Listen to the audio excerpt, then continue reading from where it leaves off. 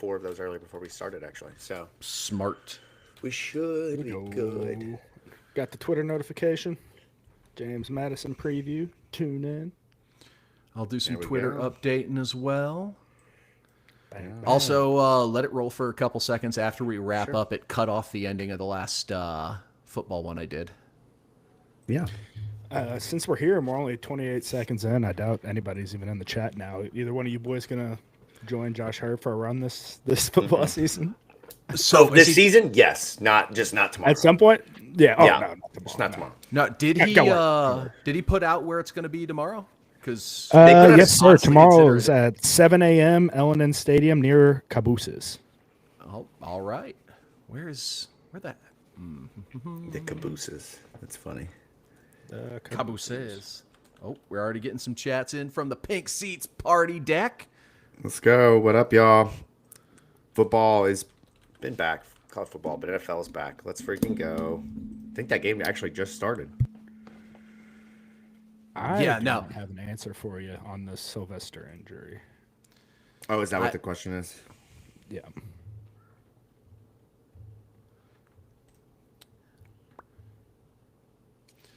All right. Sounds like we got chaos on the first play of the game. I just got this text from a buddy of mine. Says the first play of that game was the craziest thing I've seen. Dude broke his leg getting carted off. Dak got spit on. Jalen Carter disqualified. All on the opening play. Football is back, man. Football is back. Carter got DQ'd on the first play. He did first play apparently. Yeah, Dak got spit on. I mean, yeah, that's wild. Wow. I'm surprised it wasn't a Cowboys fan that did it. Yeah, right. Michael Irvin. I'm surprised it wasn't Michael Irvin himself. Oh my God.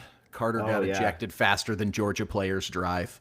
Oh man, see, there's the content. That's the best part about live sports these days is just the content that comes with it.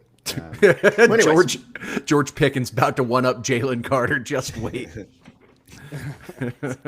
I believe it. Well, there we go. Football is back. It's officially 8:30. We can get started here. We'll give it a couple more minutes to let folks roll in. But ladies and gentlemen, from the Pink Seats podcast, Jacob Lane, Vince Lococo, producer Keith. We are moving things right along into week 2 of the college football season as we prepare for Louisville and James Madison tomorrow night. Beautiful Friday night lights version of Cardinal football. And there is certainly a lot to unpack and talk about as we prepare for this game. If you've been listening to this show at all, you know that we have all three been very vocal on our thoughts about this game. We're going to expand on that quite a bit over the next 45 minutes to an hour or so, but excited to have you all here. Be sure that you jump into the chat on YouTube. Make sure that you retweet the pod on Twitter. Follow us at Pink Seats Pod at the State of Lou. We thank you so much for supporting the show. Week 2 of live shows. We haven't broken anything yet. It's still early in the season, but so far we're still here. The internet's working. Knock on wood. Things are moving right along. And it's been an exciting first week of football, not only just with Louisville, but of course with everything else going around college football. And then of course, whatever this shenanigans is that's happening on the first play of the game in Dallas and Philadelphia to kick off the NFL season. So exciting times, guys. How are you all doing? You guys are on show number 2 this week. Are you guys like Jimmy Butler leaning over the scorers table, or how are we feeling? Not even close. It's No? football season, Jacob. Keith and I live for this shit. We could do 2 more episodes if you want to do that. Oh, I mean, I'm just happy. Keith did I'm 2 just episodes happy- at home today with his wife, just talking about all the football across the country. I mean, that could have been, yeah. You know what I mean, Keith? Yeah, 2 episodes of just I'm talking happy, college football.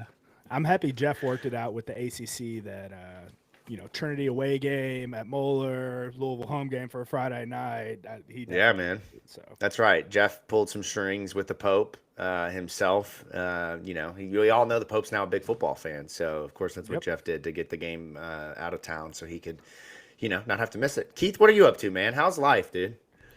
I mean, same old, just loving every single second of football season.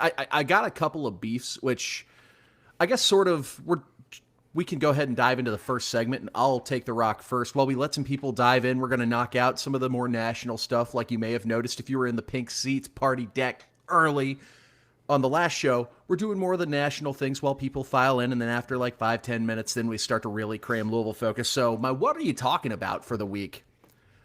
What's the NFL doing? trying to step on our turf. Throwing Chiefs and Chargers on a Friday night to start the season. Yeah. What the hell are we doing?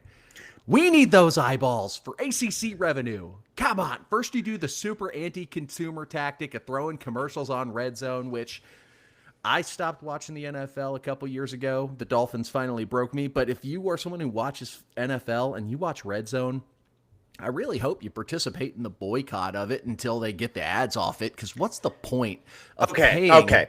I'll let you finish here. The advertiser in me is not going to let you. I'm going to Adam Schefter the shit out of you with this. But go ahead. Finish. Okay, go ahead. I'll let you finish. You pay for a premium service. I do. You pay I do. to get rid.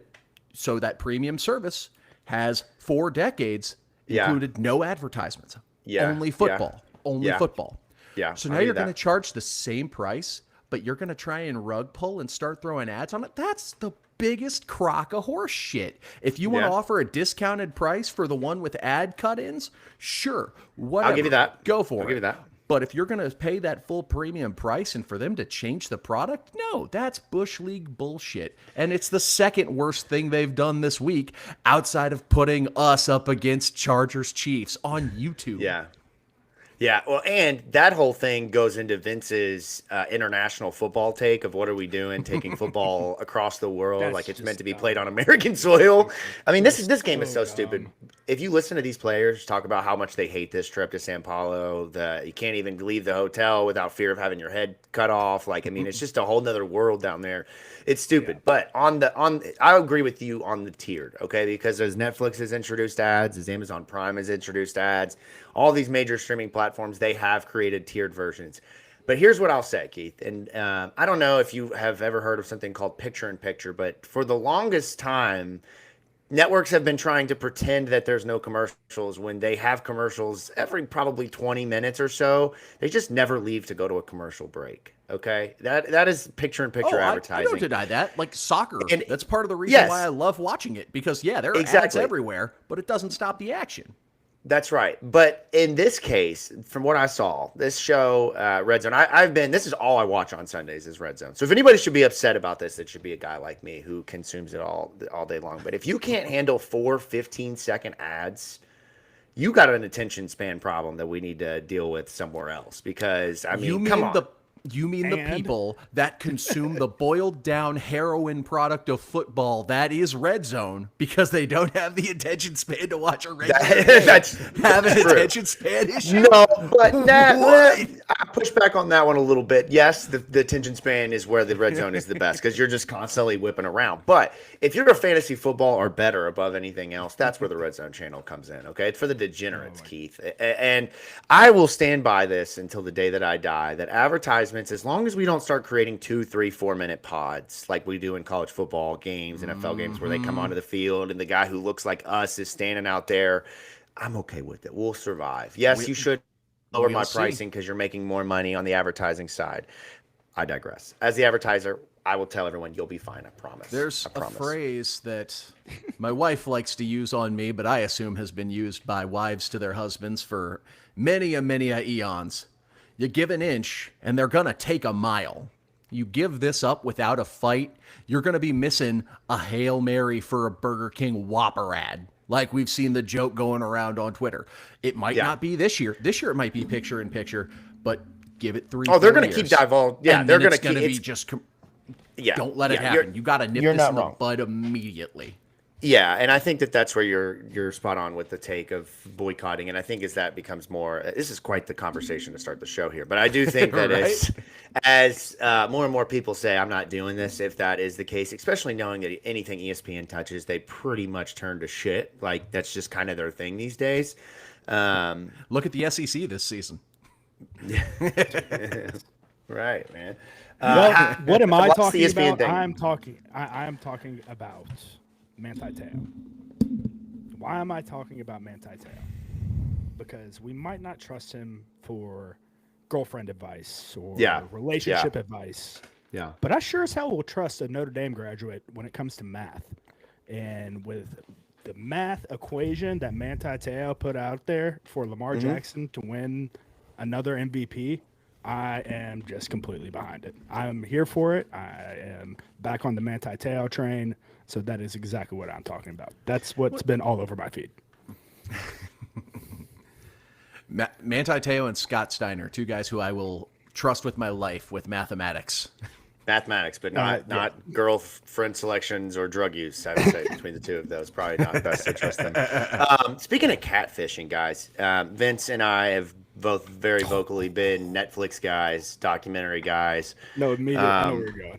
I mean, look, the last month or so, really the last like 4 months, Netflix has been on a Lakers early 2000s stretch of documentaries, from the Cowboys to the WWE to the different, series with quarterbacks, season 2, all these things, right? But none of them even come close to comparing to the documentary that I watched over the weekend on Netflix that is called Unknown Number, the high school catfish. This story would make Manti Te'o want to date this woman. Okay, like the catfish was that good here. That Manti would even, you talk about Manti, would be perfect for this. But they talked about this movie and this documentary, and I don't want to spoil anything, but they talk about the twist, possibly the most insane twist I've ever seen in a documentary. I mean, I literally had to pick my jaw up off the floor watching this. And again, I don't want to spoil anything, but for those of you that are parents, holy shit, what in the world is this person thinking? I'll let you all find out the rest of it. That's what I'm talking about this week. And God, I still I've been thinking about it all week. All week I've been thinking about it. I just can't stop. And now it's everywhere. So definitely would encourage you to check that one out. It's a great documentary. That's the only non-football thing I've been doing. It's just Netflix, Katrina documentary, the catfish documentary, the Cowboys. I mean, you should see mine and Jacob's text. It'll be like state of Louisville, state of Louisville, state of Louisville. And it'll be, hey, did you catch that documentary? Just immediately start going off. So I thought you were about to do some brilliant sponsor incorporation because you were talking about great catfish. And I was thinking, damn, yeah, I'm going to go to Kern's Corner for lunch tomorrow before I start to hit the tailgate. That sounds great. That's a great move. That is a great move. And that is you can get over there enough time for the clam chowder, Keith. That's 100%. Friday clam chowder. Yes. That's the move. Yeah, exactly. If you haven't checked out Kern's Corner, be sure you do so. They are a partner of ours here, support us on the State of Louisville Network, the studio sponsorship, of course, the Kern's Corner studio. Be sure you check them out on Friday, Saturday, Sunday, Monday, any day that they're open. Make sure you take some cash in there, cash only. But I'm telling you, you're going to walk away being like, man, that was the most affordable, fantastic meal that I've had in a wonderful environment right there in the heart of the Highlands. Check them out. All right. Let's transition. Let's get ready now, boys. We got a big-time football game this Friday night. Louisville, James Madison. A lot has been happening in the conversation in the streets over the summer, the offseason. This is one of those games that when you run out of things to talk about, you start to pick games that scare you, and you start to just really kind of spiral. And I think that for a lot of folks, when you look at James Madison over the last couple of years and their continue evolution, first with Kurt Signetti, but now with the new coaching staff, they are one of the best up-and-coming programs in the country. There is no denying that. They are a very talented football team. They are a team that should be taken very seriously. But if you're worried about Louisville dropping this game in a way where you're picking Louisville to lose this game, or you're, going in maybe a little clinched, a little harder than you should be, I think we're here tonight to help try to maybe bring that confidence level up a little bit in Louisville, because the guys have been breaking down the film. Keith and Vince, of course, have been really diving into what to expect with this team and really why there's been so much kind of so many people that have been really focused on this game. But before we do that, guys, I know I wasn't on the show on Tuesday, which means that we didn't get what everyone waited for, right? Of course, they wanted to hear you talk about Miller and the Heisman Trophy statement of Isaac Brown. But what they did not get that left them yearning for more football conversation is the Sack King update. And boys, we had three big sacks this weekend, and I was absolutely just over the moon. Four sacks this weekend, over the moon, because not only did we get a double-digit sack performance, we got a guy that we've been talking about maybe breaking out, becoming that next pass rusher. We got to see a little bit of that, and then boys, At number 43, that guy we've been talking about. We couldn't wait to see him out on the field in that linebacker spot, mugged up on the line, ready to make a move. Ladies and gentlemen, not only did we get our first career sack, but we got it from a linebacker. Let's break this down, guys. All right, let's talk about this right now. The Sack King update. Clev Lubin, man. Did that look like Elvis Dumerville to you or what? I know that's a little bit of an overreaction, but that first move to the quarterback, I'm like, damn, I don't think he's getting up. Like, that looked like it freaking hurt, man. Like, that was impressive. So the Vince highlighted around the edge definitely was something.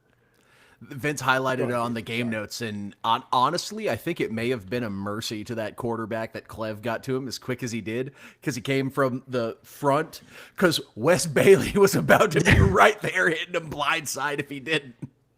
They almost timed that up for a Colonel sandwich. I mean, that was almost get your head knocked off in the first sack of the season. And if that wasn't good enough, we got a second one. And to me, guys, like Clev Lubin, we knew like the power is there, the speed is there, but how would he look in a Louisville uniform in that position, in that spot? And of course it's EKU, right? Like these are the teams that he played nonstop at Coastal Carolina and even a step below that. So it's not as if this is something that we can really be like, all right, here it comes. He's going to go for 22 sacks this season. We're breaking the sack record. But I do think that he really established himself as that front runner for that award like we thought he would. Let's talk about A.J. Green. I was impressed. Again, the guy looks like Alden Smith. If you put him side by side, he's a little bit skinnier. He doesn't quite have the muscle yet, but you see it, man. Like it, you have to, as a football guy, defensive guy, you've got to salivate over a pass rusher like that. He's built in a freaking factory, man, in a lab where they program that shit with numbers and boops and beeps and all that to make this player, man. I mean, it was impressive.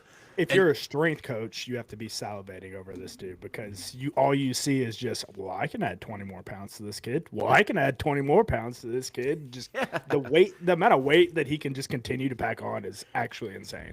And I love the fact that he's going to get a lot of opportunities because Louisville showed off a brand new rush package on a couple of 3rd and longs that Eastern had where they take that mutant that is Wes Bailey, take him off the edge. They bumped him into a 3-tech and then put A.J. Green on the edge. So you have Lubin and Green on the edges, and then you have Conga and Wes Bailey in the middle. Like, I want to see that package against an ACC level team because if we're able to legitimately generate quick pressure using only just 4 rushers, that can help out the secondary so much to where you don't have to be rock stars because we're getting back there in 2.5 seconds. Just hold on for 2.5 seconds. That's right, man. Things my wife tells me. Damn it. You beat me you beat me to it, man. That was a good one. And then finally, let's talk about Trent Carter because there's a lot of depth at linebacker. Obviously, you're really relying on Stan Kwan and TJ Quinn and Antonio Watts. But you mean to tell me that there's not a place for Trent Carter out there? There's not some snaps for Caleb Perry. There's not some snaps for some of these other guys. I don't believe it. And Trent Carter, albeit it's late in the game, there's probably like 5,000 fans left in the seats. Really, the game had been over at that point for almost 2 quarters. But you can't tell me that you didn't see the intensity, the effort that you kind of expected from a kid when you get your opportunity, you cannot whiff. You have to go in there and know what you're doing. Coaches are going to treat that rep and that play exactly like they would for a 1. They're going to, whenever they go back and grade it, they're going to treat it exactly as if you were a starting player. So, go balls to the wall and don't have any regrets about it. And that's exactly what I did. That's right. That's exactly what you got to do. And not just on the sack. He was a kid who was running around and thumping people the whole time he was on the field. He was someone that jumped out and was legitimately impressive to me, just with the intensity that he was playing with, especially in garbage time. Exactly, right. With the game completely out of reach, like these guys want to get on the field and they want to play. They want to be a part of this. And that's how you make plays when you get the opportunity. You see it in the NFL, guys. No chance to make a roster. They make 1 play. That gives them another opportunity to get on the field special teams. They make a play there. Then an injury happens, and they get back on the field and they make a play. And that's eventually how you step into a very much of a prominent backup role, full-time starting role. That's where we see those development stages kind of you start to check those boxes. So love to see Trent Carter out there playing with Louisville, getting a sack this week. And, boys, as we continue along, I'm expecting hopefully another busy weekend. And that transitions us right here into the James Madison preview. Guys, Keith, I'll start with you, man. Just give me a little bit of the quick elevator, non-Keith 15-minute James Madison. I need the shortened version, Keith. Give me the elevator pitch on what James Madison brings to the table for Friday night. They've got a couple of home run threats on the offensive side of the ball. Offense that's going to really rely on establishing the run to really open things up. On the defensive side, they've got a couple of guys, but man, I was really just not impressed. So my one-word summary would be pedestrian. That was the shortest I think I've ever heard Keith explain something. That was actually that was more impressive than anything we'll do tomorrow. Yeah, that's exactly right, man. I agree with you though. You tell me to do an elevator pitch, man, I'll give you an elevator pitch. I'm here for it, man. I am here for it. And you look at the game last week for both squads, Louisville and James Madison, and of course it's week 1, right? You can either go the route of playing an LSU, playing a Notre Dame, playing a Miami, or, you can go the route of playing a FCS opponent, and that's exactly what both of these schools did last week. James Madison taking on Weber State, the home of the Fighting Damian Lillard's. Right, there we go. That's right. Weber State. I mean, I was going to guess Wildcats. As of like 20 minutes ago, they were Weber State to me. Chris Weber State, man, that's exactly right. Yeah. But James Madison won last week, 45-10. Played two quarterbacks quite a bit, which we're going to get into here in a moment as we kind of preview them.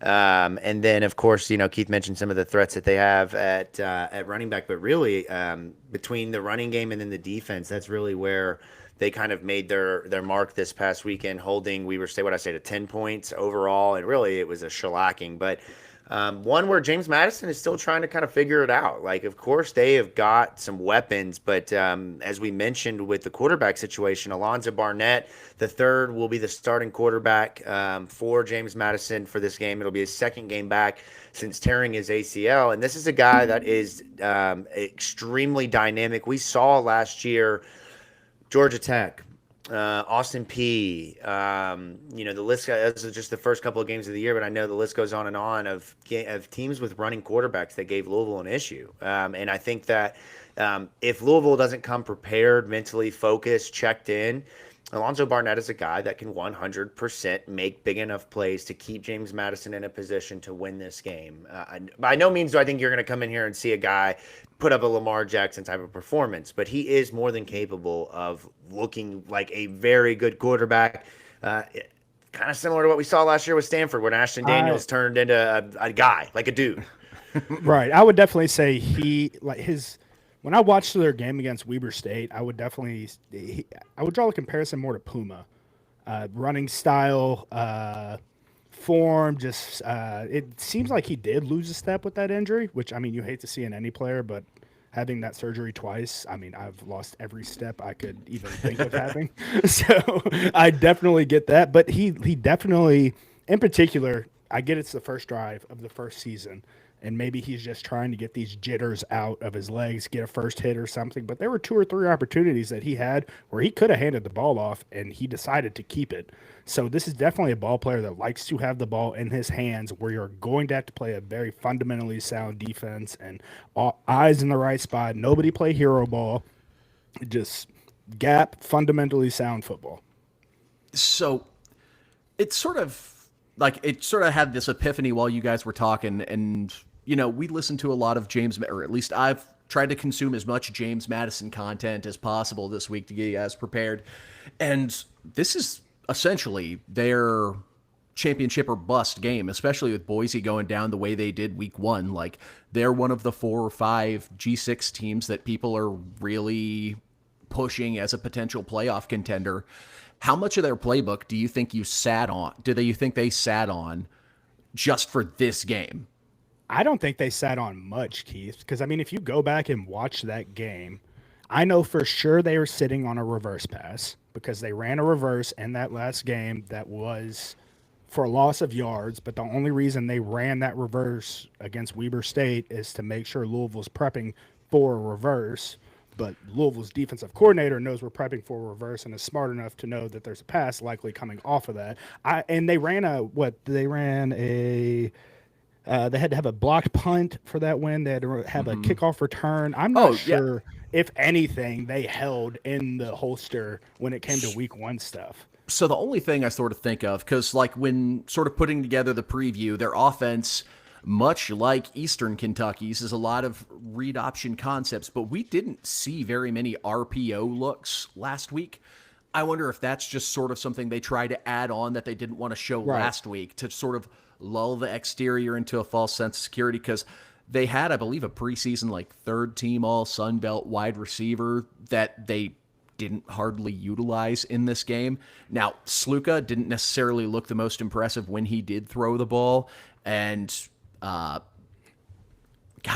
blanking on the name. Hold on, got to scroll on the notes. Alonzo, I know his first name, can't get the last name. Alonzo Barnett didn't really look, didn't have a ton of opportunities to pass. He's got a good arm. It just makes sense to have RPOs in the chamber and ready to go if you're going to run that sort of read offense. Yeah. And when I wrote and I said he has an interceptable football, I would say that's probably – I meant that because I feel like he's going to be forcing things in a game like this against Louisville, trying to maybe do too much because I can't do as much with my legs. So I have to do more with my arm based off of the ACL injury and things like that. Their leading receiver last game was a guy by the name of we all might recognize him. We all love him, Michael Scott. A nice crisp 38 yards, but he is, also capable of running the ball. So I wouldn't be surprised. Keith, you mentioned things that they could be holding close to the hip. Are they doing a jet pass, jet sweeps with Michael Scott? Are they doing things like that? There's obviously other guys on roster, like you mentioned, Keith, the preseason guy that they had, but that was just the leading guy that they had last game. The running back. You have George. Go ahead. No, I was just going to say, I just dropped this in the chat, but if Michael Scott doesn't have a paper NIL deal up there, what are we doing, guys? I mean, come on. What paper companies exist around, Staples, I guess? I don't even know what paper companies are around, but let's get an NIL deal for that guy Vince, after this weekend. Chat brings up a good point. Some people concerned about the game. Vince, are you going to be able to get your fried bologna sandwich from 5 Star? Yes. I mean, that's not even a question. Not even a question. Right down the question. Vince's employer is very much aware that he is coming into work tomorrow on time because Vince is, one, never late to anything, ever. I don't think I've ever will see Vince late to anything in his life. But two, he will come in ready to get his shit done as quick as he can so he can get the hell up out of there. So he's going to be the most efficient worker tomorrow with a full belly and a speaker full of Delta Dawn. So, that's what's happening. With Coach P, with Coach Petrino, we used to have this thing in the weight room called GTFO, where it was, they give you the workout, you finish it, and you GTFO. So that's how tomorrow is a GTFO Friday, 100%. Keith, you mentioned their running game. The running back had 99 yards last game. That's definitely going to be something they've got 2 really good running backs. With this quarterback as well. Make sure you edit out all those coughs. Yeah. Yeah, right. But it's going to be the main thing we have to stop. Stop the run. I feel very confident about us winning this football game. Force this kid to throw the ball. Well, do you want to go ahead and jump into players to watch for? Jacob, did you have anything to add just on general scheme observations?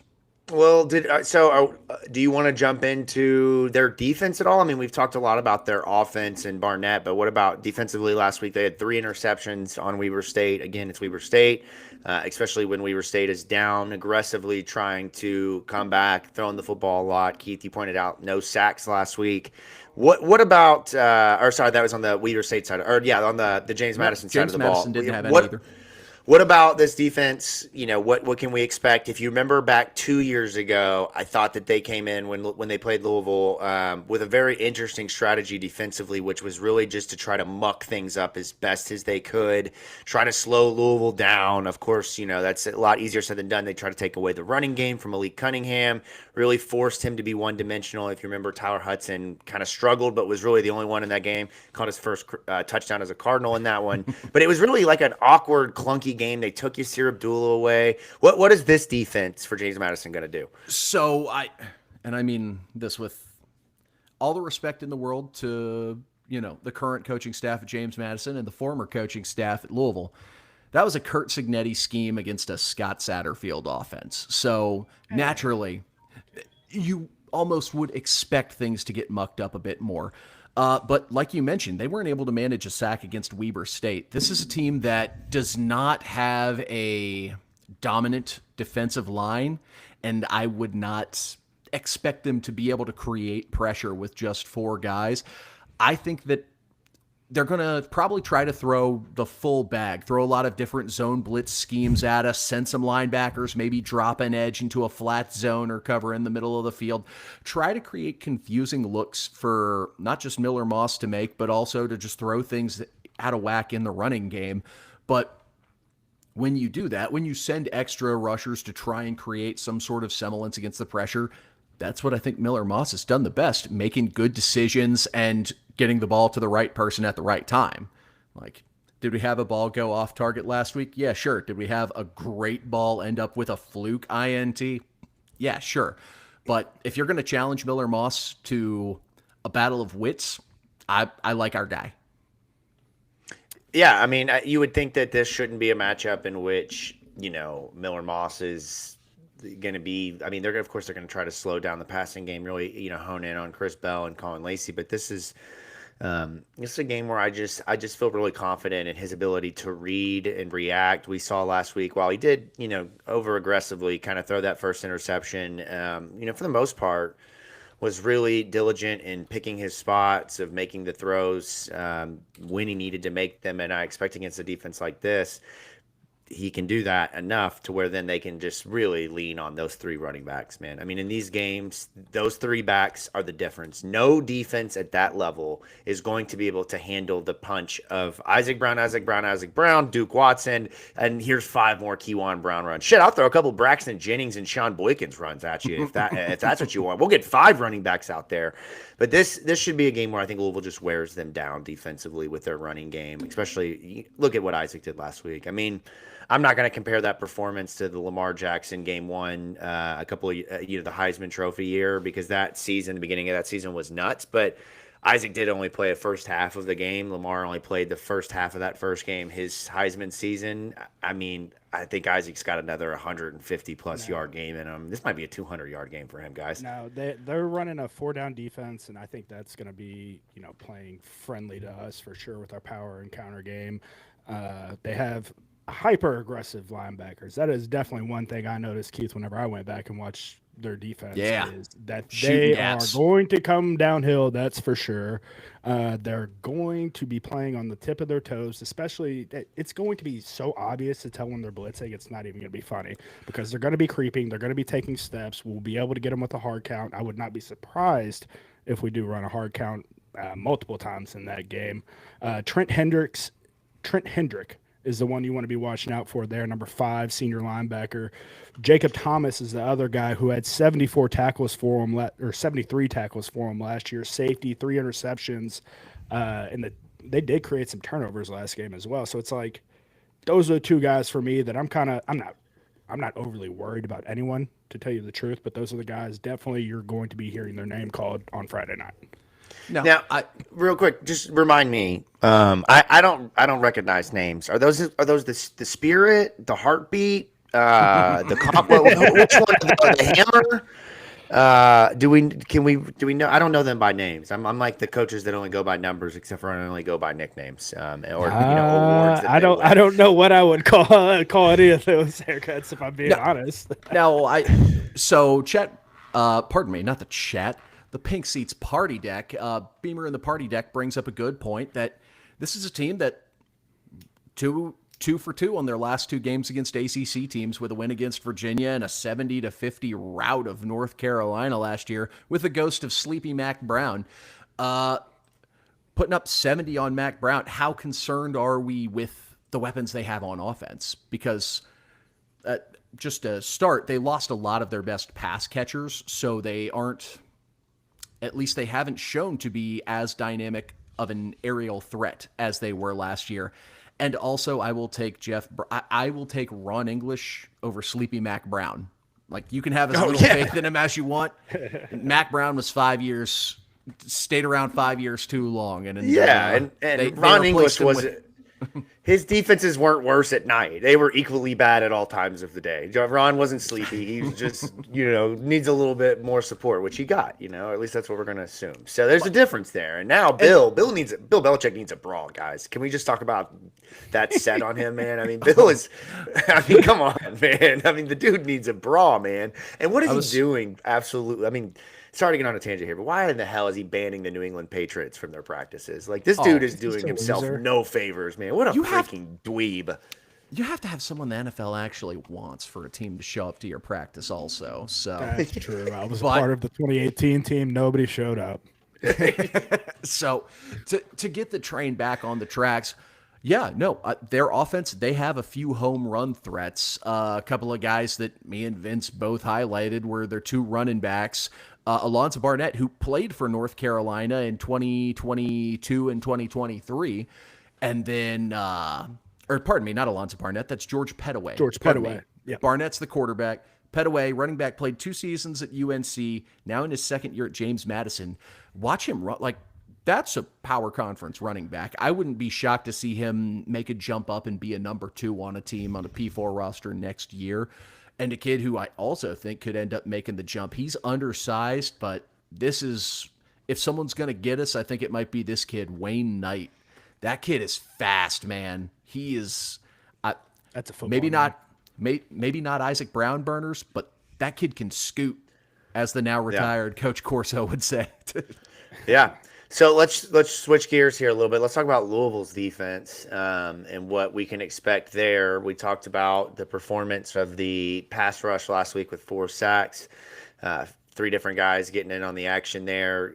Either one of you, what can we kind of expect from James Madison's offensive line and how Louisville is going to attack, knowing that they have a running quarterback who can get out and make moves? Should I expect some spies? Should I expect, like, how is Louisville going to try to get after and stop Barnett with the pass rush? I don't know if we will spy. I wouldn't be surprised if we do have a spy, but just putting yourself in the mind of what the JMU quarterback Alonzo Barnett's going to be looking at is he's going to be looking at Clev Lubin whenever they run that read option. He's going to look at Clev or whoever the end man on the line of scrimmage is. He's going to either just be watching him crash down or he's going to be watching him play quarterback. And it's up to that linebacker to either fold over top and make a play on Barnett or to fill his gap and to make that hit on the run play. So if we don't spy, it has to be that fundamental. It can't be, coach, I thought Barnett handed it off, so I left my assignment and was going to try and make a tackle. No, you can't have any of that stuff against a team like this because that's how you get busted for a huge play, and we're sitting there with our hands up wondering what the hell happened. Yeah, TJ and Stanquan versus their eyes. That's going to be the biggest matchup of the night for the defensive side of the ball.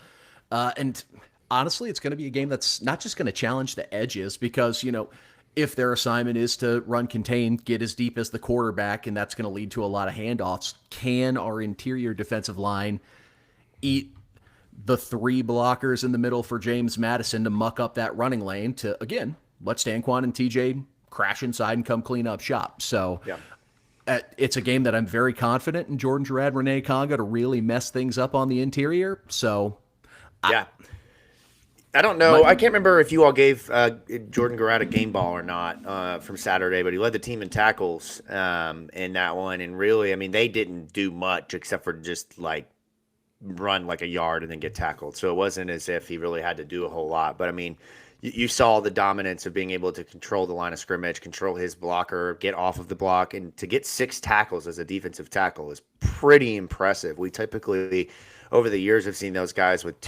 1 tackle a game, really make more of their mark by just being stuffers and not necessarily tacklers. But I'm looking for Jordan Garrett to have a huge game this one. I think he's going to have a sack for sure. It seems yes, then it's just as important for the guys in the back end too, safeties to be gap sound, because we are going to blitz, we are going to send these linebackers at some point in the game, and not everybody's perfect in a football game. Say the linebacker does make a mistake, it's up to the safety at that point to make the linebacker right. They have this thing called a pizza theory, Keith. I don't know if you've heard it in football terms, but if I take a slice and you give a slice. That's literally it's as simple as that in the football world. And, safeties are going to be having to think about that stuff. And I think this is a type of deal with Barnett that I'm comfortable with our guys making an open field tackle. I hope I don't. Oh yeah. Made to look stupid. No, of course we don't want that. But I did walk away impressed with Eastern Kentucky because that is one of those things. Like that Eastern Kentucky didn't have a ton of weapons, but they still have dudes that can score the football if you give them space, right? And Louisville, every time you looked up, for the most part, Louisville had a hat on the ball, multiple hats on the ball. I mean, yeah. They really didn't have many positive plays in the first half at all. I mean, I think their biggest gain was 4 yards or 6 yards in the first half. In the second half, obviously, as you go to the 2s and the 3s, that changed. They had a big passing play, and obviously I think they ended up scoring a touchdown or getting close to the touchdown there. But I think overall, the big thing with this team is tackle well. I don't think any of the corners on this team are going to be guys that are overly aggressive. And it's hard to tell through week one. They didn't complete a pass until the second quarter. They only completed a 20-yard pass one time in this game. So the secondary has not really been tested at all. But I do just, knowing what we've talked about all along, I think this is going to be a group where really the safeties are the ones that can be a little more aggressive, and the corners just kind of have to hold on tight and not let any big plays happen. Let's talk a little bit about the injuries.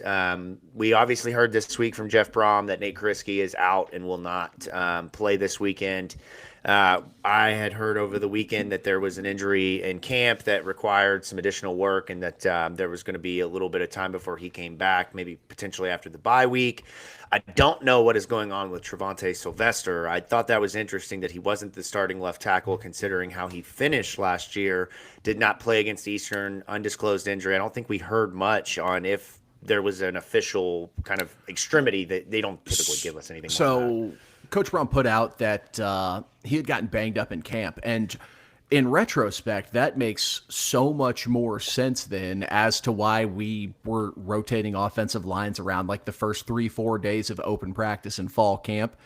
And Trevante hasn't quite worked his way back from that yet, but when that happens, you have guys get opportunities. And someone who I wanted to call out, true freshman Cam Gorin, got on campus wasn't even on campus for the winter, got here in the fall for training camp, getting reps with the 2 at offensive tackles. That is wild. Who was the last? I might come off as dumb, really just trying to think this out loud. Who was the last true freshman to be on the 2-way depth chart at left tackle? I mean, Makai played at right tackle his freshman year. I don't think I can remember a true Michael Gonzalez. Lucas McNeil. I mean, you'd have to go back, man, to look at left tackle to have a true freshman. Did Collins get any reps at tackle? Because I know he played as a freshman. But he did, but he played center as a McNeil freshman. would be my guess. McNeil is a good one, but was he JUCO though? I thought he was. Maybe not. Maybe he was a high school kid. I thought McNeil side was JUCO. tangent. But yeah, Cam Gorin being able to go out with the 2s and get reps at a P4 program as a true freshman, immensely impressive. Yeah, immense. Also, I just hope we don't have to play him enough.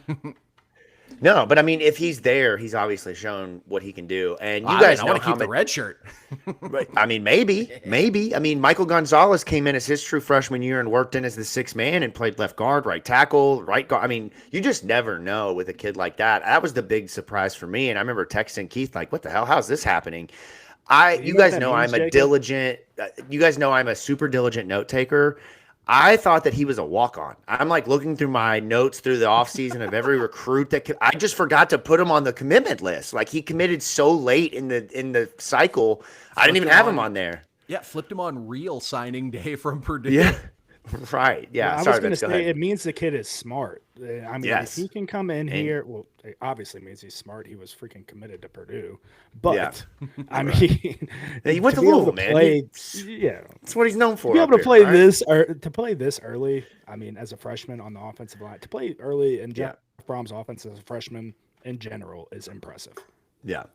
Last thing I was going to say on the freshmen and just guys on the depth chart from EKU as we kind of transition here is Sean Boykins Jr. Guys, I mean, I understand it's EKU. I understand that it's blowout, but I'm going to say this, and you guys know how much respect I have for Reggie Bonifant and how much I love that dude. Sean Boykins had more instinctual ability at running back position in game one than I ever saw from Reggie. And Reggie, if you're listening, I love you, brother. I absolutely, you played in the NFL. Like, who am I to make that take? But one of the things I remember about Reggie in his career, and he would even tell you this, is occasionally he'd see a hole and it was too late. Couldn't get to, his eyes weren't running back eyes. He had played quarterback, played wide receiver. But Sean Boykins, man, I mean, the way he ran was so smooth. It really was like a Ty Montgomery, like a Cordell Patterson type of player. Like, I am so excited for how they can use him. Obviously he's not going to get to play a ton because he's probably not a great pass blocker, but man, is he a fun utility weapon. That's the kicker. That's the kicker right there, bro. Is you can't put a kid like that out there and then put it back. He's going to get Miller killed. First down only. First and second down. If he's ever out on third down, he's running a route. Yeah. Like, he's not even blocking and releasing and going out. He's running that route. He's running a wheel route or something. Even as much as a he chips and releases and runs the wrong. Like, I can just think of 900 things that could go wrong with having a freshman in there running a pass. Running back. Yeah, but it was still fun, man. And he was number 86. Come on now. I mean, that's badass, man. Running back number 86. Come on, I love it. Go ahead. See, I thought you were going to be real excited about Braxton Jennings with the. I love that equally as much. But there's just something about Braxton. I can't think of like what it is, but there's just something about that guy, man. It's that gym rat mentality. Like, he's sneaky, athletic, deceptively fast, man. I think I get where you're going with this one. That's right.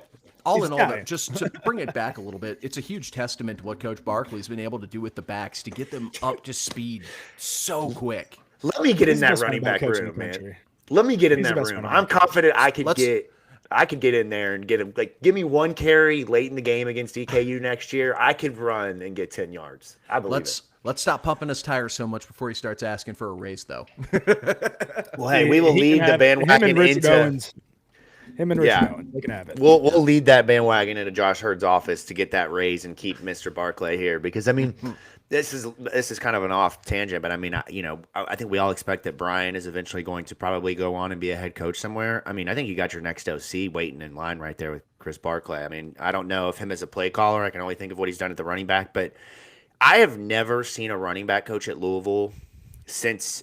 I mean, who was the running backs coach under Bobby 1.0 when they had Michael Bush and George Stripling and Lionel Gates? Like, I have not seen a running back room develop at this rate to where you're throwing walk-ons out there and it's like, all right, that guy could start. Like, I mean, obviously, I mean, we got it's just impressive, man. We're hardly getting reps at Wisconsin, turning into NFL draft picks. It's been unreal what he's been able to do with our running back room. And I mean, if you're a running back out there who's not committed yet and you see what's going on at Louisville, that's such a resounding advertisement, which I'm not going to steal the tangent, but might have another addition to the 26 class coming soon. Who knows? Yeah, maybe. Mayday top 8. What I'll say is I think Louisville made out better off without Ruben Owens. I mean, I don't think that, I don't know if landing Ruben Owens would have ended the pursuit of Brown a year later, but I mean, guys, Isaac Brown, somebody texted me. Kicking himself. Let me ask you this question and then we'll move on to predictions. Somebody asked me this today, and this is a good question for the chat on YouTube and folks on Twitter. Is Isaac Brown the best football player to wear the red and black since Lamar Jackson? That's a question that was asked to me today, and I really had to think about it because there's been like Tutu Atwell didn't breathe.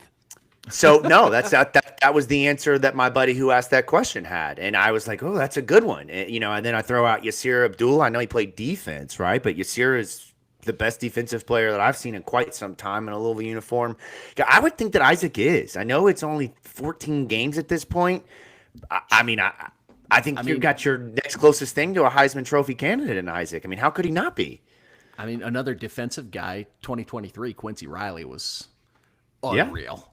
Yeah, I mean, the list that I had was Yaya Diaby, Ja'Cory Brooks, Tyler Shuck, Jawar Jordan, Isaac Guerrero, Tutu Atwell, Des Fitzpatrick. There's a lot of guys that were really talented. Malik Cunningham is another one statistically that is up now. You play for 6 years. You played 6 years, yeah, right. Oh, but my God. Yeah, but I'd be curious for the chat what your thoughts are on that. My answer would be yes, that Isaac Brown is the best player that Louisville has had since Lamar Jackson. I think you could definitely make the case for Tutu Atwell for sure. That's probably the second.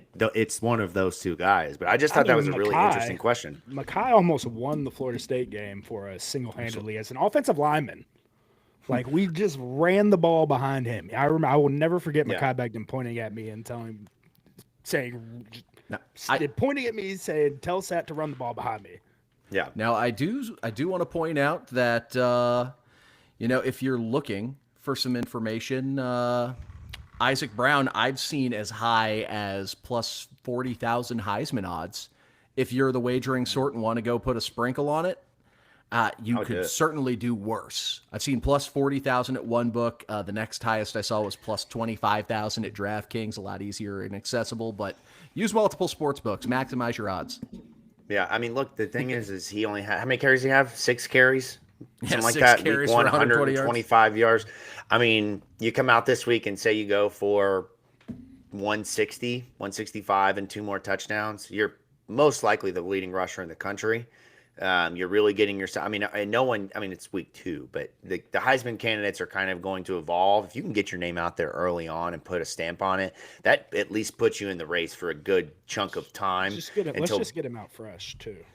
Yeah, right. That's what I'm saying. And how could you not? Look, last week, I thought another thing that was really impressive, and he had that one big stuff of the game was they only gave the ball to Duke Watson twice and still had a 30-yard reception, and they still ran the ball the way that they did, right? Like, that is what you can do with Louisville football right now is one guy doesn't have it. All right, bet Keywan, get out there. Sean Boykins, get out there. Like, let's just keep throwing fresh bodies at them. And as we transition now into predictions and looking ahead to the final tomorrow night, I think all of that comes into play. Louisville's ability to ground and pound, be able to put points up on the board, to be able to really take advantage of having a bigger offensive line that can lean on them.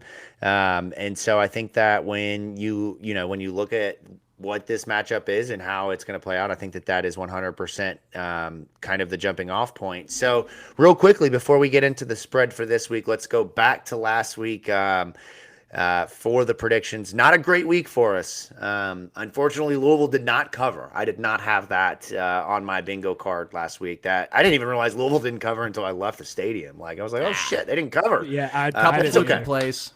That's right. Vito Tisdale still hates you, man. Like, you still suck equally as much as you did when you were at UK, dude. Like, golly, that dude he's the worst.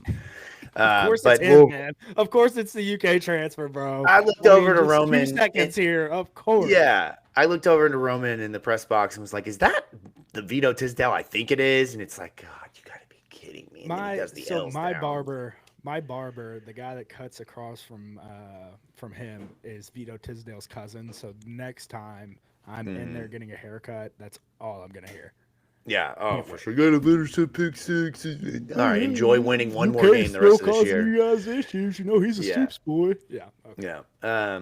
I will say I was leaving the press box at halftime to go down just to kind of meander around the stadium, and the defensive coordinator or one of the defensive coaches was trying to catch the elevator. The elevator wasn't working from Eastern Kentucky, and him and I had a very pleasant chat. He was hilarious. A younger guy. Very realistic about what was going on today. He was like, man, tough day in the office. I was like, I feel you, dude. That's got to be rough. But Louisville does not cover in this one. So unfortunately, all 3 of us took an L last week, 0-1. But there's no way to go from here but up. And so this week we turn the books to Louisville, James Madison, and we are looking at the spread courtesy of FanDuel. You can find spread in a variety of different places. XYZ Sportsbook. We love to insert your sponsorship here. FanDuel, though, has it at 13.5, minus 13.5 for Louisville. So, boys, predictions. Let's do it. What do we got? Louisville, James Madison. Keith, I'll start with you. Which way are you going, man? Oh, man. Bottom of the standings, and I have to start first. Well, it's an interesting situation where Louisville didn't cover last week. We are looking at uncertain weather for tomorrow. Now that I'm looking at forecasts, it looks like that rain probability is now going back down. Yes, which is a plus. Talk to me, Keith. We need Weatherman Presley in here, man. It doesn't feel the same without Press giving us the weather scoop. Press, next time we need you to come prepared with weather, man. So it looks like it's going to be a relatively clean field, at least for the first half of the game or so, because that's about as far as my radar that I was looking at goes out. It's a team that gets up for big games, man. This is James Madison's championship game, potentially. Like, you look at your P4 opponent as an opportunity to make a statement to stamp your playoff resume, because you look at the rest of their schedule, and unless something unforeseen happens in the Sun Belt, you don't have a team that's on the docket that's going to be as impressive as us. So yeah, theoretically you could go 11-1, but is that going to be enough if you don't have a marquee win? They're going to throw the book at us. Right. That said, we have P4 players at every position. They do not. We have so much more beef and strength in the trenches. I think that this team can play assignment-based football. Don't make any stupid mistakes. Limit the home runs. You don't even have to minimize. You don't even have to completely eliminate the home runs. Just minimize the home runs. They don't have the defense to stop our offense. So even if we give up 14, 20 points, I think we're hanging at least 35 on these guys. I think the Cards cover in a rout. Yeah, I have to agree with Keith here on basically every point that he made. I think that we have to play fundamental football. I agree. I think we cover as well, even if it does rain. If it rains, I mean, quite frankly, that plays more into our favor anyway. Much better for us. Wow, we have 3 running backs, and all we're going to do is beat you to death with the run, and all we have to do is stop your running back or your quarterback that just came off of an ACL injury and your running back who didn't go for 100 against Weber State. So, all that being said, I think we cover. I think it's pretty handled. We cover handily. I mean, if it rains, I want to see two touchdowns, no interceptions. Miller Moss, please. That train horn, whoever's train horn just blew, was so perfectly timed right there, man. That was wonderful. That was wonderfully timed. And Louisville scores. That is a great way to start it off. For real, guys, I need a no turnover game. Sorry, Jacob. I need no turnovers from Miller this game. None. 0. Goose egg. I'm right there with you, man. I think that would really be the cherry on top. I'm with you guys. I hate to be unanimous. We saw what that did to us week 1, but I'm going Louisville covers on this one. And I'm going to hand off because the cat is getting ready to come in here with the loud meow. So Keith, send us out of here, man, on that. All right. Well, one final thing before we do the full board dismount. Just want to thank you all for hopping into the live chat during these shows, hanging out with us. We see you all in the chat, messaging us. And also on game day. Now, I can't speak for Jacob or Vince, but there have been people who have gone out of their way to say hey and compliment the pod and do things like that. And at least speaking for me, I really freaking appreciate that. And I'm never going to be the type of guy who has a head that's way too big to where I'm not going to say thank you and say a quick at least hello and, he is going to make courtesies. You buy him a beer.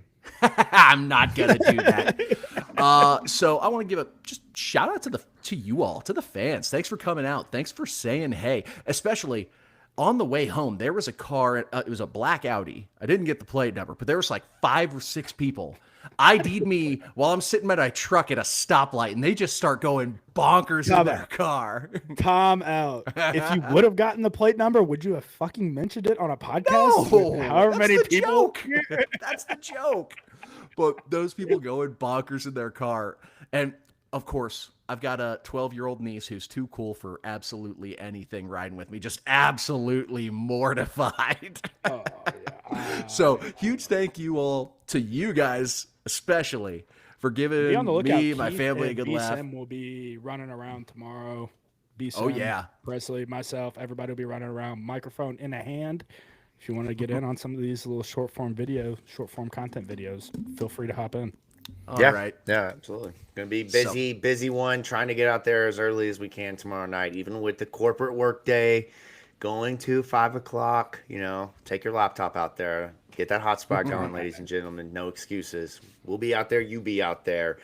Nobody recognizes me. I'm just the most unrecognizable average white guy that you'll see. Go say hey to Jacob. I just look like everyone else. Yeah. They're like, oh, man, is that Matt McGavick? I'll be like, hey, man, all right, screw you. I'm going to pay like 10 people at the game to come up and say hi to you. No, when it does happen, it's funny. My wife loves to give me a hard time when it happens. Like, oh, are you famous? Will you get a little podcast? Every time, man. It's almost like I'd rather not have that happen for that exact reason. I love it. I love it. Love it. Oh, man. Well, that's great. So, before you sign off, Keith, thank you to our audience. And we're, 3 shows in now on the live side of things. And then we did a basketball show last night. We're going to continue to do these as long as you guys are tapped in, not even in basketball season, over 1,000 people watching, right in the thick of football season. And I know we got NFL going on right now. We got a lot of other things, but we see that you all are tapped in. We really appreciate it. And that is giving us the means to go out and produce more content day of, after the games and all of that. So we, especially me, I cannot thank you all enough for the support that you have shown us. And while I am the all ball knower on this show, everybody knows I'm not a former football player. So the support and all that, it means the world, man. So thank you all. You are the all ball knower. As Keith and I mentioned last show, I am. You technically are the all-time ball knower for the year. He's the best ball handler. Thank you. Wins knocked out of my sails. I'm going to throw a name from the past out here for our audience. Cameron Teague, former beat writer for Louisville football, plays in our online dynasty. That boy lit my ass up last night and kneeled on the ball with 2 minutes to save me the misery, man. Save me I'm like, please, just old yeller me, man. Put me out of my misery. I told Keith when we were playing, I was like, Keith, you can turn True Clock on. Like, I won't. Yeah. He's like, no, I believe in playing the game. I'm like, fuck. 42-0. Really testing that all ball knowing. So, all right, Keith, sign us off, man. Let's get out of here. All right. Well, live reaction show will be Monday. Same bat time, same bat channel. Stay plugged in. Stay tuned into the State of Louisville Podcast Network. Go support our friends over at Kern's Corner. They got a delicious Friday clam chowder. And if you're not the seafood type, get those burgers, man. They get them locally sourced beef, and it is fantastic. On behalf of Jacob Blaine, on behalf of Vince Lococo, I am producer Keith. Thank you all for tuning into another episode of From the Pink Seats Podcast. And as always, go Cubs!